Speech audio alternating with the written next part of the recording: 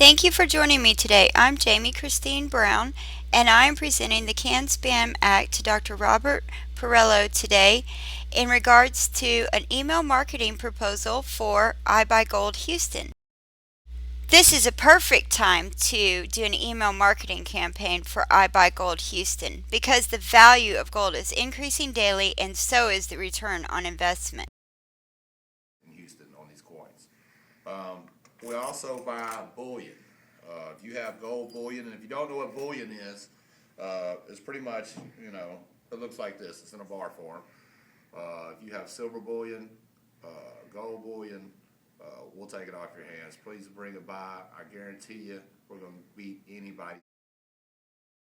I Buy Gold Houston's email marketing campaign will be targeting gold, coin, and bullion collectors in Houston, Texas, and the surrounding areas aged 35 to 65 with the average income of $45,000 a year, recently retired or feeling the economic crunch and looking to turn their investment into quick cash. An email marketing campaign for I Buy Gold Houston would be most beneficial today because our click-through rates are at 92%.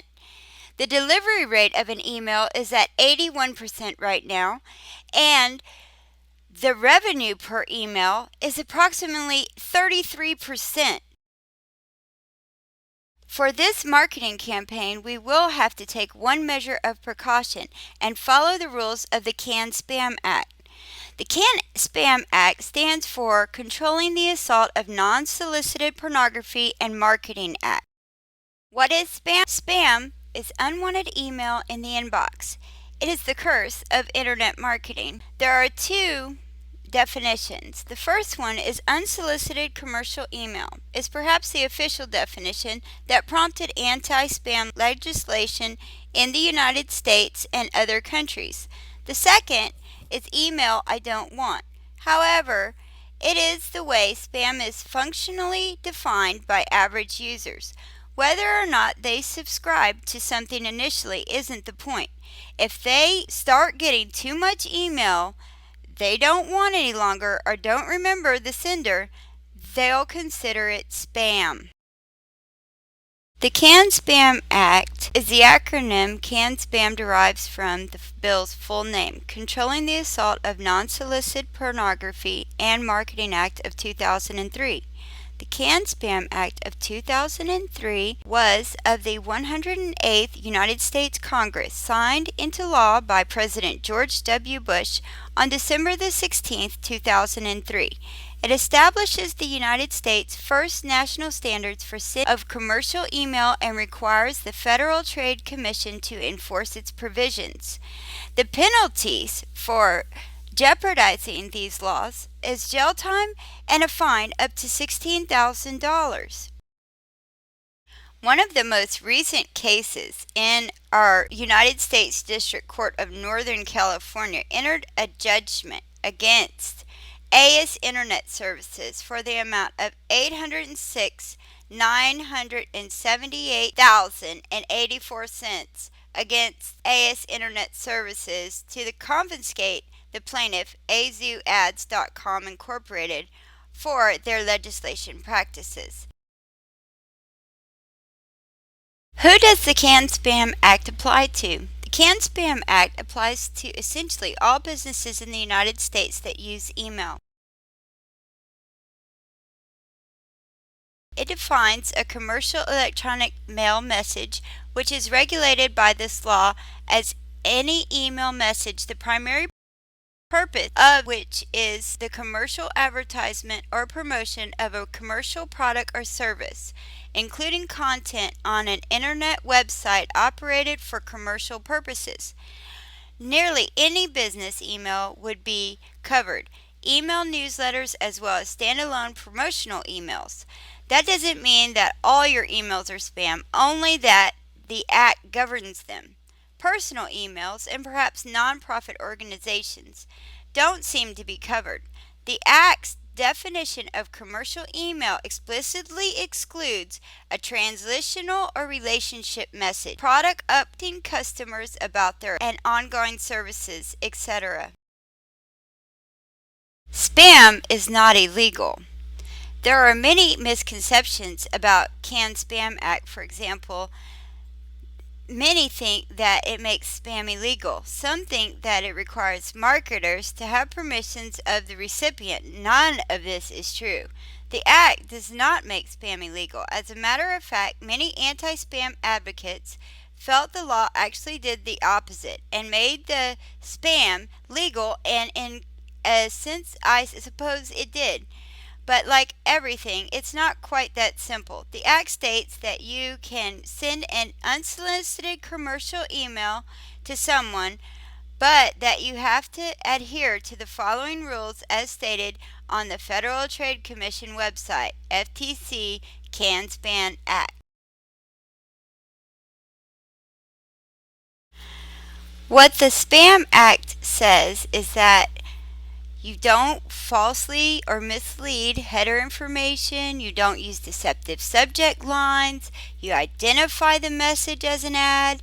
You tell recipients where you're located. Tell recipients how to opt out of receiving future emails from you. Honor opt out requests promptly. And then monitor what others are doing on your behalf. And that's all the Can Spam Act requires of us. Managing spam is pretty easy. You either opt in or you opt out. If you opt out, you're no longer going to receive emails. If you opt in, you're authorizing to receive emails from the sender. So it's easy to figure out whether someone's spamming you or not, and it's also easy to opt out of the emails and no longer receive them if you don't like them. Now, having some knowledge of the Can Spam Act, you may be wondering, is spam protected by our First Amendment, the freedom of speech? The amendment states Congress shall make no law respecting an establishment of religion or prohibiting the free exercise thereof or abridging the freedom of speech or of the press or the right of the people peacefully to assemble and to petition the government for readiness of grievance. To ensure that we don't break any rules of the Spam Can Act, we will use the email best practices. We will use the company name in the form field. We will use a relevant subject line. We will add to the field our email address and have it personalized to the recipient's name, not their email address. We will use a one-click opt-out link that removes people from our mailing list immediately.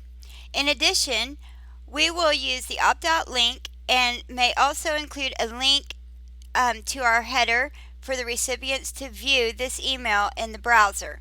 Also, we'll use our valid physical mailing address and assure that we are using email's best practices with our email marketing campaign for I Buy Gold Houston.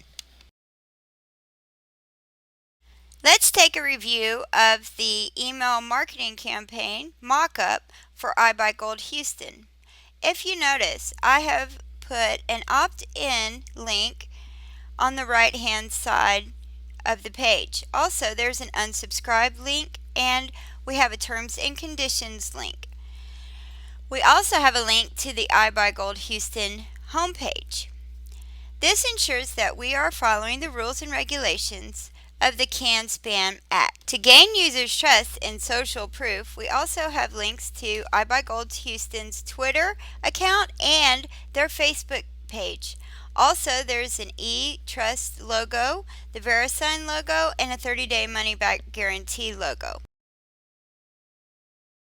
For I Buy Gold Houston's marketing proposal, we're going to be using infousa.com's email campaign.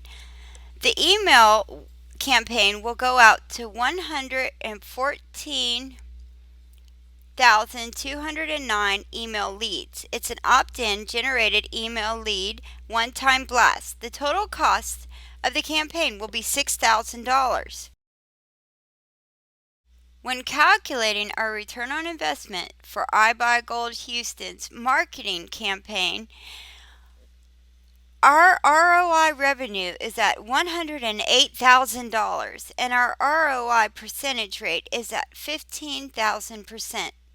Remember, the cost of the list was only $6,000 and we're reaching almost 115,000 leads. And the average sale is $50. And I'm only using a 2% response rate, which was 33% by the survey previous. So our total revenue is around $114,000, which gives us a return on investment of $108,000. Merely nothing compared to the $6,000 investment. In the future, we can build our own email marketing list using our users that have sent emails to subscribe for our newsletter. Once iBuyGold has its own email list, we can use MailChimp as an email service. And this would lower our costs on sending the emails out every month. Dr. Perillo, this concludes my presentation on iBuyGold Houston's email marketing campaign. Are you ready to make a $108,000 profit on this investment today? This presentation was brought to you by Jamie Christine Brown. Thank you for joining me and have a wonderful day.